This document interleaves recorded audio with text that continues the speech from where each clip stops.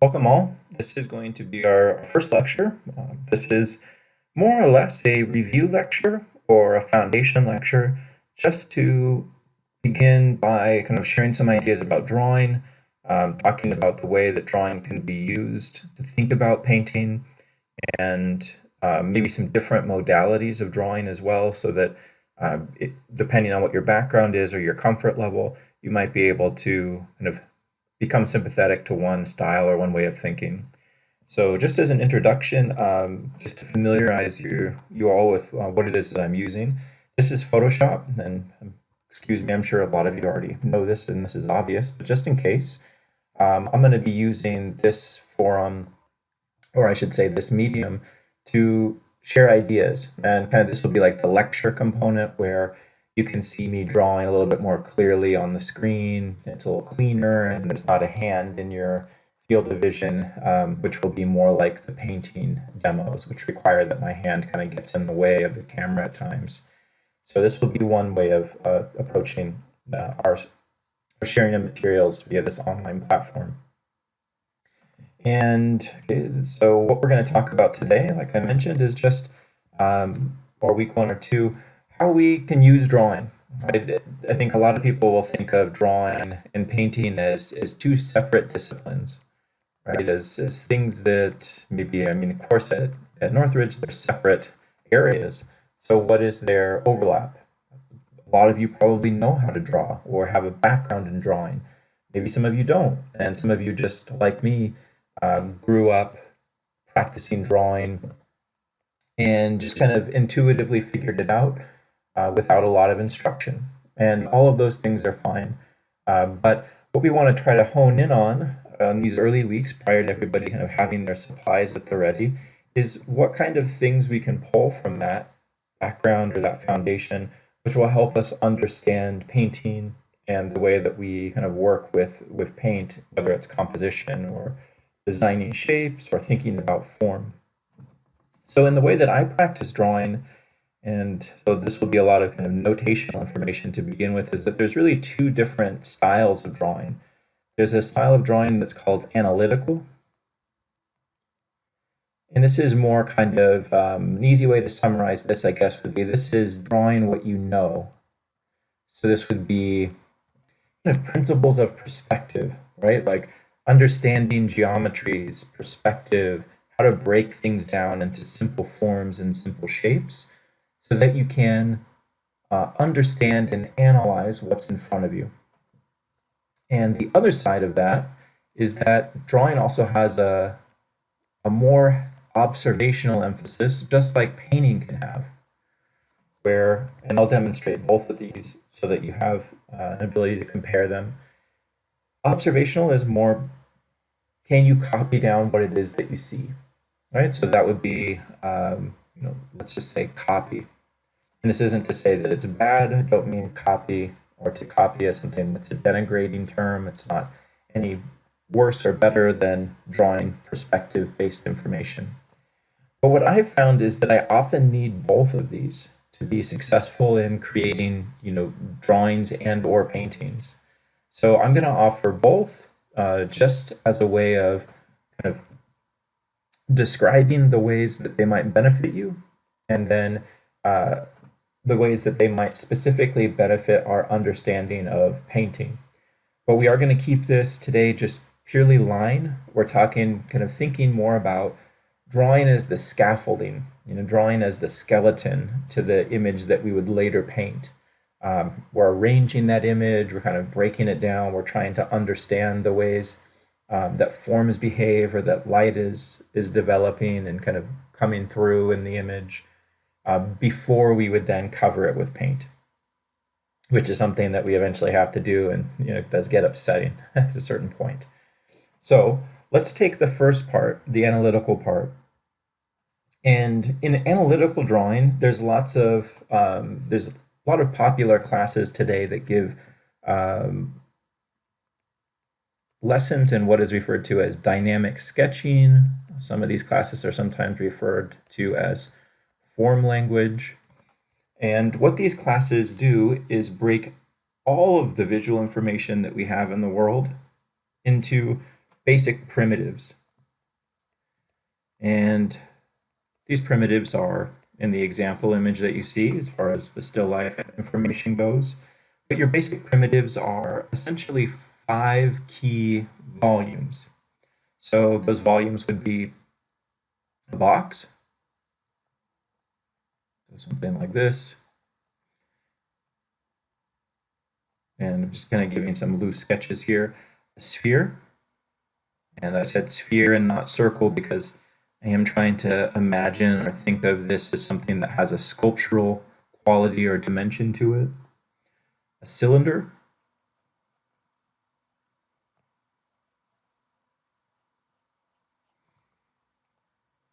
a cone, which is really just a kind of like a half cylinder or an ellipse with a point. And then some people will also include a pyramid, which is kind of similar to a box, but or similar to a cone, but with the base of a box, I should say. And then here's our point. So in an analytical framework, or an analytical way of seeing the world or understanding the world, you would want to be able to understand and kind of break these forms down so that you can kind of work with a knowledge of their properties, right? That you know how light would hit them or how light would spill around them, what kind of shadow shapes you'll get, how to position different views of a perspective, and so on and so forth. So one of the most important things early on about kind of drawing in this way is just getting comfortable with the feeling of line, right? Or like if some of you are new to drawing, just the kind of the practice of using the materials, right? So, I went through each of these relatively quickly, but they all are relatively difficult to understand or draw. So if we're thinking about the basic primitives, there's some things that can be useful just to get comfortable drawing them, right? I'm gonna make some kind of suggestions, and then what we'll do in this first part is just break down what's here relative to the information that I've discussed. So first is we have our 5 primitives. The next step is what are ways that if you're unfamiliar with these, that you can maybe have a little bit more confidence. And so I'm just going to give you a few tips that or exercises that might help you build a familiarity with these. And then we'll kind of come back to our image. So let's move down a bit here. So the first thing is something that's relatively simple, but is a practice called ghosting. And if you're like me, you probably started out drawing by, taking like a death grip on the pencil, holding it like you're writing. And for most people, you should be, like the behavior of holding the pencil is specific, and it should be from your shoulder that you draw, not from your wrist. And this is going to give you a lot more freedom of movement and range of motion. And it's after some time going to make your lines look a lot more elegant and fluid. So this first exercise is about building some line quality and confidence. So what ghosting can do, or what you would do with ghosting as a practice, is to plot 2 points and then to ghost through those points before you're ready to start drawing. So let's say I'm practicing just getting solid lines or nice looking lines. The first is that I'm plotting those 2 points, and then I'm going to kind of practice moving my line through those. And I always push away, right? I don't usually pull toward me in terms of making a drawing or making a drawn mark. And this may seem overly simple and overly remedial, but a lot of the times what I'll see is that people will kind of, do it too slow, and so the line starts to get kind of really crawly or bent or distorted. And that can affect the way that an image ultimately looks, right? So there's nothing about talent in this. It's just about practice and kind of skill building in terms of the muscle memory. So if it wasn't clear, let's make a little drawing here of a pencil. What ghosting is kind of trying to do is get you in the habit of thinking about, the use of the pencil, or in this case, it could be the paintbrush. And then before I'm putting a mark down or making any type of image, right, line, I'm actually moving the pencil back and forth a few times to kind of become familiarized with the pathway. So once I get comfortable with one length of line or configuration, then I might try a different direction and then try to hit that line, or I might gradually expand those dots, right, and then try to see if I can work with a longer distance between lines. And if I have, this type of look to my lines, it just means that I need to practice moving my pencil or paintbrush a little bit faster. If your line looks too irregular in terms of light and dark, it generally means you need to move a little bit slower. So that's just a simple, easy principle. Sometimes when I'm practicing or doing these types of exercises, which I still do, I'll set them up in terms of rows. So let's do some ghosted lines for the second one. By the way, they're not always perfect, especially for mine. And that's okay, right? But that one I maybe could have moved a little bit slower because I have that kind of dip in it. And so what I'm going to do is make a row here. And then I'm going to make each one a little bit longer or shorter. So ghosting. That one kind of trailed off at the end. So I'm always just trying to be aware of what I can fix or do better. Now let's do a little bit more here. So good enough in terms of just getting practice. This exercise, in terms of setting up some lines and then starting to vary the widths, what I'm going to do now is add some ellipses. Right? And that would be, so far you can see how just the practice of developing a confident straight line pretty much applies to all of these, right? Because they all in some way, with the exception of the sphere, incorporate a straight. What the other ones have, sphere, cylinder, cone, that it's regularly difficult to draw are ellipses. So in order to get comfortable with ellipses, let's do a few exercises here. On one set of rows, I'm just going to make some boxes. And I'm going to try to make these pretty regular in terms of their height and width. Oops, no, don't want that. Once I have my boxes, I'm going to start practicing some spheres just by creating, kind of ghosting that pathway and then putting a line down. Not always going to be perfect, but again, this is just exercises, building up that line confidence and quality. If you have trouble drawing spheres, we break that down a little bit more to give you some more of a guideline to kind of practice. If we have a box and I split it into halves, top, side, or horizontal, vertical, and then in diagonals through that center point, your sphere should hit all of these points, and then at roughly the same place on those diagonals. Right, so I'm using these guidelines to help get me a nice looking sphere. Doesn't mean it's always going to be perfect, but again, this is something that can help you build an awareness of what is the correct quality of perspective or shape that you're looking for. It can even be something that you do after the fact, right, as a double check. And then maybe on this row, I'm going to do some squares that are slightly larger. But I'm going to go through this habit or go through this practice. I'm just trying to get those spheres to be a little bit bigger. And it may seem like this is super remedial, but as someone that's been practicing drawing for nearly 25 years, I still don't do them well, and I still do them regularly to have whatever current confidence or line quality that I do possess. So that would be one. Another exercise that I find to be incredibly valuable is for ellipses. So two, this is really a practice for drawing your spheres or we could say circles,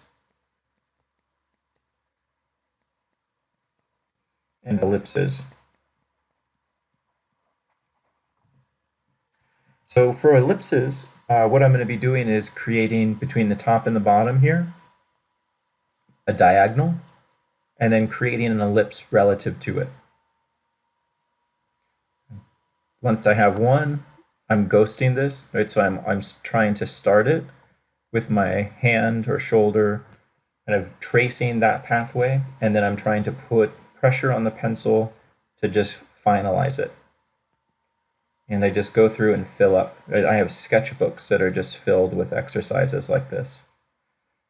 This row has, I'm trying to keep the axes the same throughout, but you can see that they vary.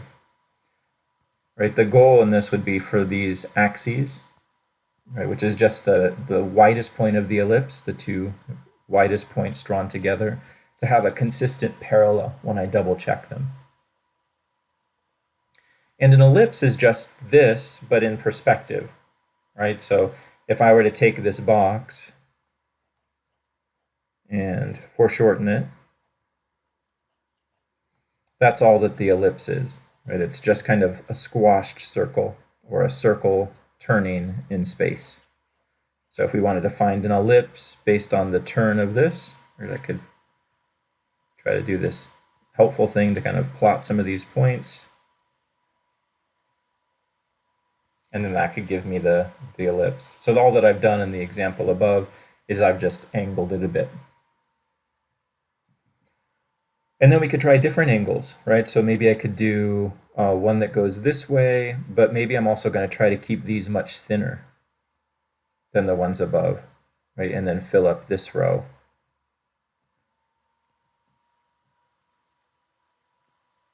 This one I'm not doing much ghosting, but just, for time really. And then maybe, we could do, let's pick this up a little bit more. Maybe we could do one that's more angled, but also bigger.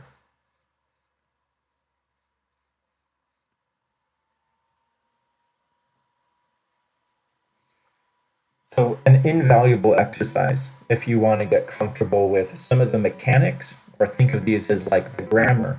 If the five primitives are the letters that help you spell out, words meaning forms or complex objects, then these exercises are kind of the grammar for how you can accurately present those letters or accurately pen those letters. I think that's, at least for today, a good way to think about kind of just starting out, just a few exercises. If you struggle maybe in terms of line or in terms of thinking about spheres or ellipses, these can be things that are just maybe helpful to get you thinking about how best to shore up or work through anything that looks a little bit off in these.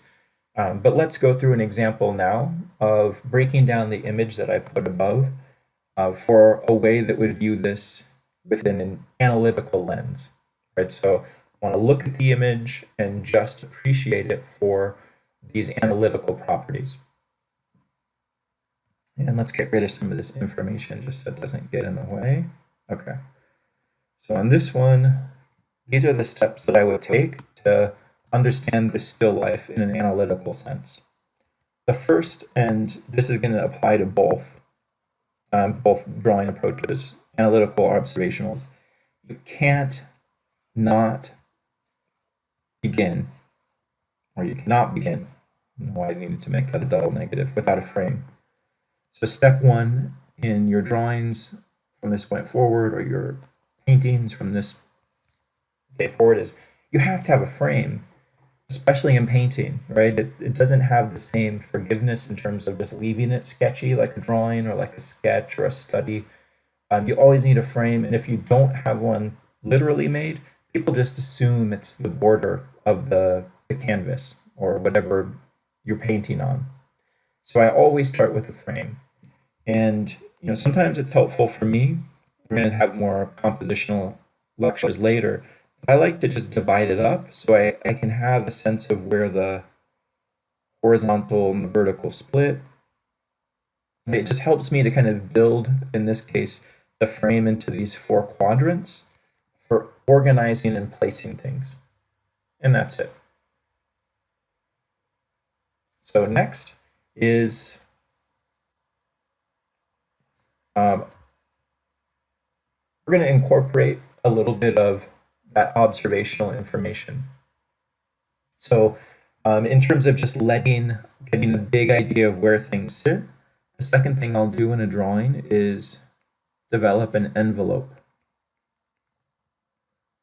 Right, so even though kind of I introduced this as just going to focus on the analytical side, I am going to incorporate some elements of observational drawing that I'll use, just so you get a sense of the workflow of the whole. Right, so first is frame, the second is an envelope. And that's a strange name. Like, what is an envelope? Well, I use the envelope to understand the big shape of the whole.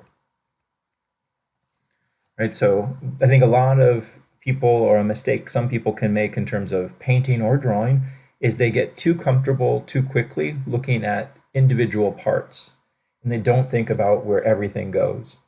So think of everything that's here, and an envelope would be, if we define it, it's taking 4 to 5 lines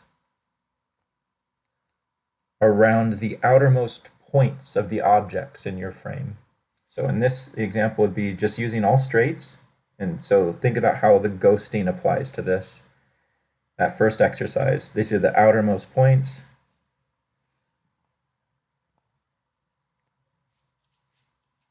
Outermost point.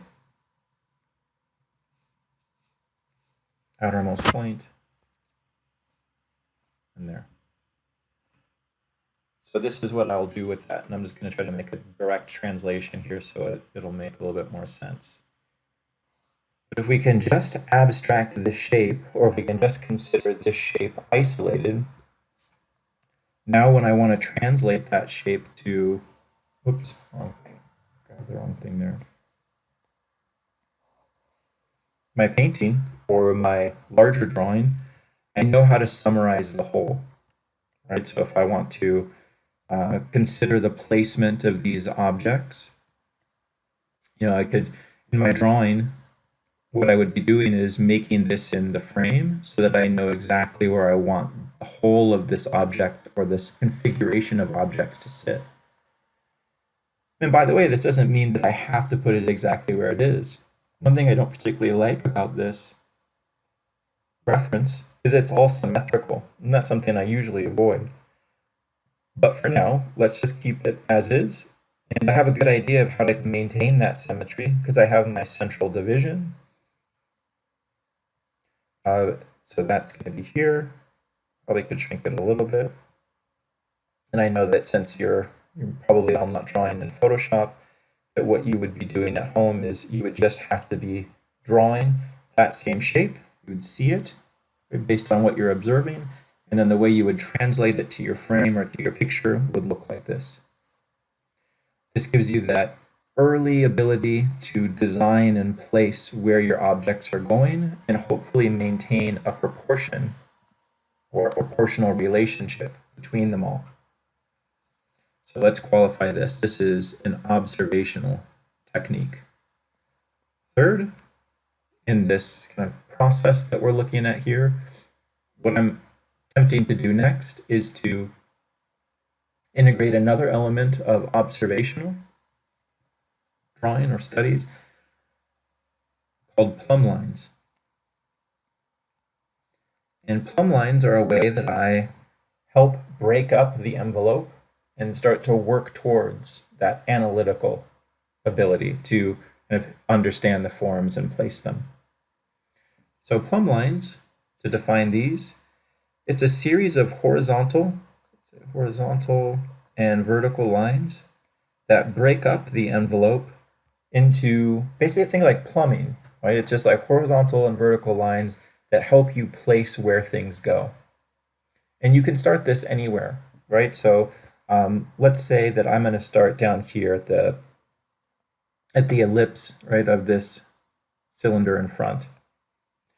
And that's going to become my template for how I break everything down. And I'm just going to draw on top of the image to make it kind of clear how I'm thinking. So what I do is I'll take one thing as an arbitrary measurement.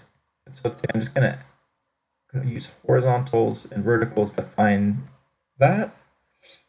And then sometimes I'll use that to help find the rest of the image. So for example, if I draw a straight line right up from the side of that ellipse, it almost touches the very edge of that sphere. So that's going to help me place the sphere relative. The other thing I could do is, well, this height, if I double it, that puts me almost at midway on the sphere. And I bring that up. So that means that I would need another half to get to the top of that sphere. So I'm using the information of one object to build relationships into the correct placement of the others. So let's do that over here. So plumb lines would be, I think the whole of that cylinder in front is this. And when I look at the entirety of the image, I'm just going to go through what I did in the picture. That goes here. So I think it's about that wide, the hole. Here's the second. And about halfway on this is where that tall, slender cube ends. And then if I do one more half, that's where the sphere is. So it's kind of like a measuring, right? 1, 2, and then a half to the top of the sphere. I could do the same thing over, or if I take this same width, I think just maybe 3/4 of that takes me to the outside edge of the box. So here. So that's where that box is. That's not the right way to place its height, right? So if I want to find the bottom of that box for its height, it looks to me like it's more halfway. So if I take this halfway, here's halfway on that first setup. That's where I think the box is. Where's the top of that box? It is rough. I think it's like 1/4 of the way up on this one. So that looks like a 1/4, a little lower. So I'll put it here. And then there is some negative space in between there. So I'm going to put my shape there. So one thing to notice early on is that all of these steps so far are just straights. And that's always how I work, is I always work from straight lines to curved lines. Because curves are just a lot more difficult to get right early. So I do a lot of kind of the scaffolding build up with straights, and then I'll progressively, with that information, work more and more into my curves. Let's place the cone, and then what we'll do is start to kind of break into this with a little bit more specific information. So I guess the cone would be the same if I look at it on this side. It's about double. So if I take this middle box that I've been using for so much, and I double it, I think that's where we get the cone, the outside edge of it. The top of the cone, or at least that base, it lines up perfectly with the height of this first box. So that would be here, right? So that means that my cone's going to be right here in terms of the top.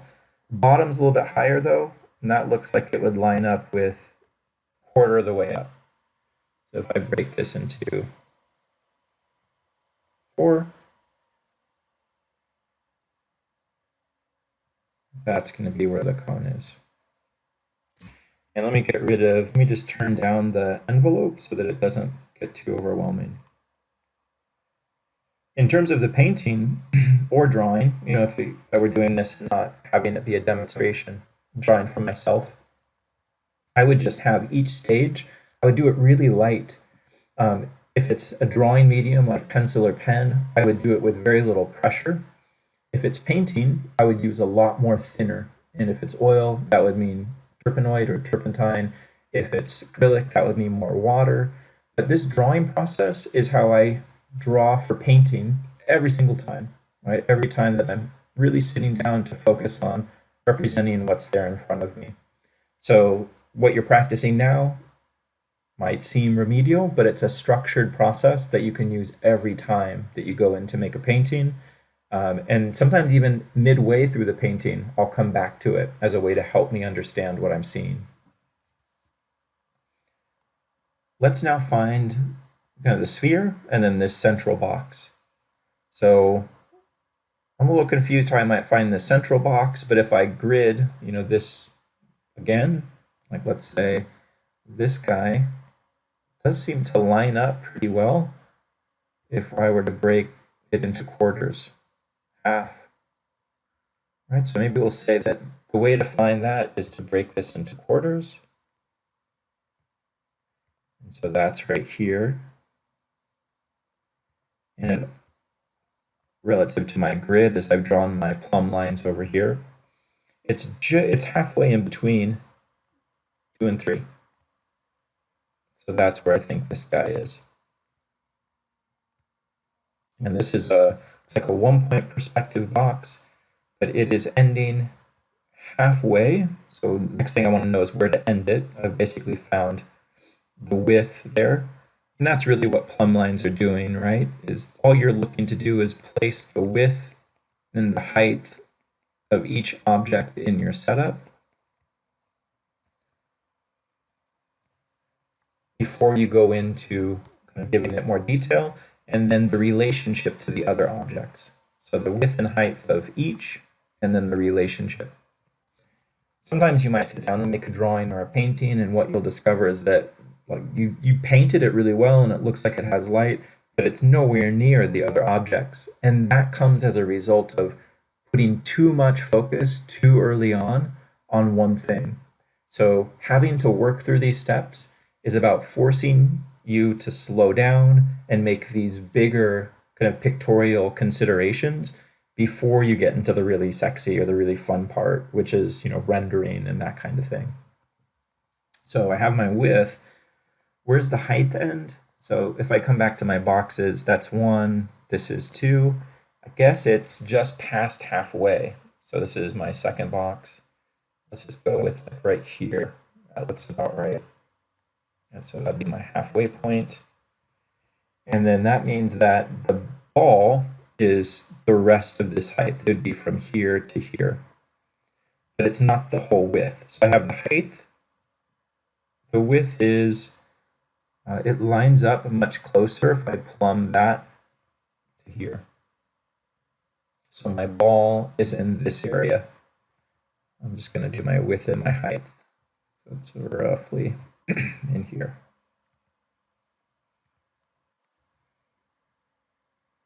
So that stage is done. That's the plumb lines. The next stage that we're going to go into is we're going to jump back into the analytical side of things now and think more about the ellipses, the spheres, the design of planes, with more of that perspective in mind.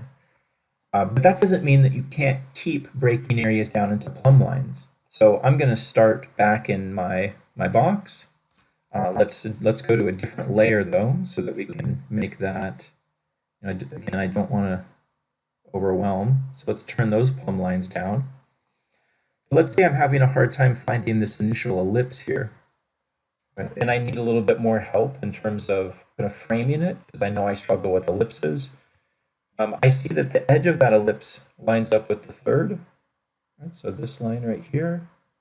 The height is a little bit lower, right, than the original framing I have for the whole of that. And now I have a better placement for where that ellipse goes. Right, the whole of this, so if you go back to the initial plumb line is back there. So that's going to be the length of the ellipse. This just gives me a better way into thinking the framing of where that prospectively foreshortened sphere is going to go. So let's do some of that analytical work now.